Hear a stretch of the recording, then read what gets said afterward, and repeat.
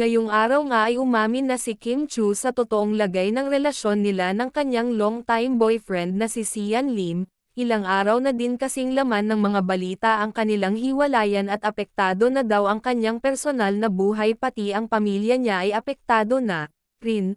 Ayon pa sa aktres, mas pinili daw muna niyang itago ang katotohanan dahil umaasa siya na maayos pa nila ng aktor ang kanilang relasyon.